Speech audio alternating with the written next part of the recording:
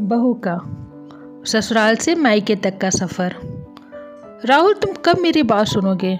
आखिर मैं तुम्हारी पत्नी हूँ, रिया ने गुस्से से कहा राहुल को।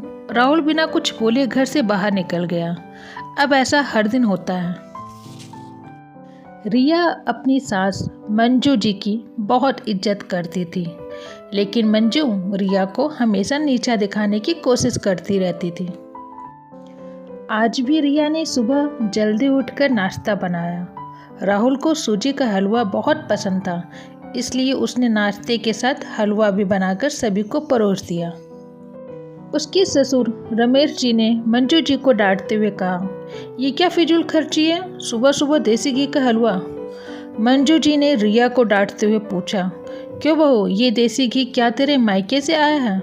बहू ने कहा, माँ जी, वो इन्हें हलवा बहुत पसंद है, इसलिए थोड़ा सा बनाया है। यह कहकर रिया राहुल की तरफ देख रही थी, शायद वो कुछ बोले। तभी मंजू जी ने कहा, मैं सब जानती हूँ, मेरे बेटे का बहाना करके तुम खुद खाने का मन होगा तुम्हारा। राहुल चुपचाप नाश्ता कर रहा था। रिया की आंखों में आंसू था। इससे ज़्यादा रिया को बुरा तब लगा जब राहुल बिना हलवा खाए ऑफिस चला गया। रिया घर का काम समेटने में लग गई। इधर मंजू जी बाहर ड्राइंग रूम में बैठकर बड़बड़ाती रहीं। काम करके रिया अपने कमरे में जाकर रोने लगी। कितने नाजों से पाला था पापा ने उसे आज भी याद है, जब जो पापा से बोलती कि मुझे ये खाना है और पापा तुरंत ले आते थे। रिया को गुस्सा सास ससुर पर नहीं, राहुल पर था, जिसने कुछ कहा ही नहीं। शाम को जब उसने राहुल से शिकायत की तो बस राहुल ने इतना कहा कि इस घर में केवल माँ की पसंद का खाना बनता है, आगे से मेरी पसंद का खाना मत बनाना। राहुल ने रिया से बात करनी बंद कर दी। आखिर क्या कसूर था रिया का? यही कि वो राहुल से प्यार करती थी। इसी तरह कुछ दिन बीत गए। एक दिन रिया ने मंजू से कहा कि मैं अपने मायके जाना चाहती हूँ। माँ का कॉल आया था कि माँ की तबीयत ठीक नहीं है। रिया की सास ने कहा, घर में बहुत से काम रहते हैं, घर के काम कौन करेगा? जाना है अगर तो एक दिन के लिए चली जा। रिया मन मारकर एक दिन के लिए मायके पहुंच जाती है। वहां पता चलता है कि उसके माता पिता वृद्धा आश्रम गए हैं। भाभी ने ये बात रिया को बताया। भाभी ने रिया से पूछा, तुम यहाँ कितने दिन के लिए आई हो? क्योंकि मुझे मायके जाना है। काजल भाभी का यह व्यवहार देखकर रिया चौंक गई। रिया उठकर खड़ी हो गई। भाभी, मुझे कुछ काम याद आ गया है, फिर आऊंगी कहकर वो तेजी से घर से बाहर निकल गई। रिया मंदिर में गई। वहाँ उसने भगवान के चरणों में शीश नवाकर वो बाहर आकर बैठ गई।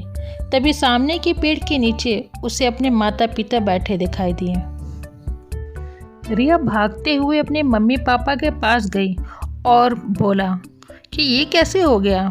उसके पापा मम्मी ने कहा कि तेरे भैया भाभी ने सारी प्रॉपर्टी अपने नाम कर ली है धोखे से।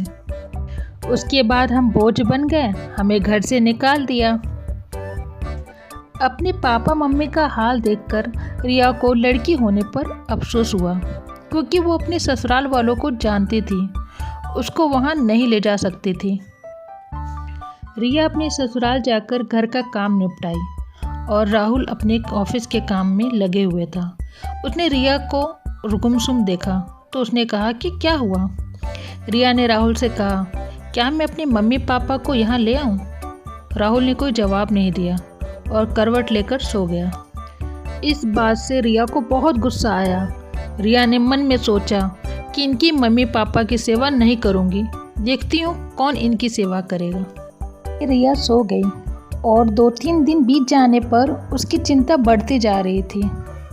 इन सब्जी लेने के बहाने उसी मंदिर में पहुंची, लेकिन उसके माता पिता वहां नहीं थे। वहां एक आदमी था जो रिया से मिलता है और उसको उसके माता पिता का पता बताते हुए कहता है कि यहाँ रह रहे हैं तुम्हारे माता पिता। रिया उस एड्रेस में पहुंच गई।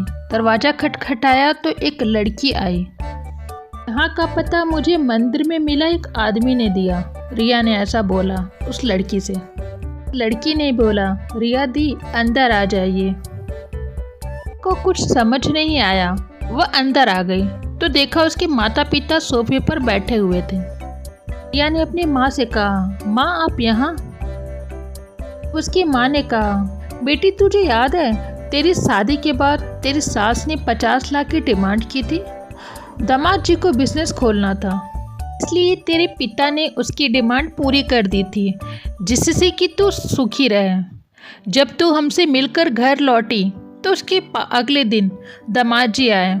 उन्होंने तेरे पापा के पैसे लौटा दिए, क्योंकि उन्होंने कोई बिजनेस शुरू नहीं किया था। तेरे पापा ने मना भी किया था, लेकिन वे नहीं माने।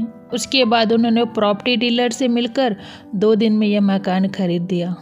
साथ ही साथ 5 लाख रुपए जो बच गए थे, इससे उन्होंने ये लड़की नौकरी पर रखवा दी, जो हमारी केयर करेगी। लेकिन माँ, उन्होंने मुझे तो कुछ नहीं बताया। रिया की आंखों से आंसू बह रहे थे। वह रोते हुए वहाँ से अपने घर आ गई। आकर रिया सोच रही थी कि राहुल ने कभी उसके लिए आवाज़ नहीं उठाई, लेकिन मेरे पापा मम्मी के लिए इतना किया, इतना तो कोई सगा बेटा भी नहीं कर सकता है। रिया ने राहुल से पूछा, आपने ऐसा क्यों किया? अगर माँ जी को पता लग गया तो क्या होगा? राहुल का जवाब सुनकर रिया रोने लगी। राहुल ने कहा, जैसे तुम्हारे लिए ये माता पिता हैं, वैसे ही मेरे लिए वो भी माता पिता हैं। रिया ने कहा, राहुल मुझे माफ़ कर दो, आज तक मैं तुम्हें गलत समझती रही। तभी पीछे खड़ी मंजू जी ने बोला, बेटी वह पैसा हमने उधार लिया था, वह तुम्हारे पिता की अमानत थी। मैंने और रवि ने पहले ही फैसला ले लिया था। सास फिर कहती है, चल अब सो जा, सुबह नाश्ता टाइम पर नहीं बना तो अच्छा नहीं होगा। उनकी बात सुनकर रिया, राहुल और मंजू जी जोर से हंसने लगे। तो दोस्तों, कैसी लगी आपको ये कहानी? आई होप आपको ये वीडियो पसंद आया होगा। इस तरह का वीडियो देखने के लिए हमारे चैनल को लाइक करिए और हाँ, सब्सक्राइब करना ना भूलिएगा।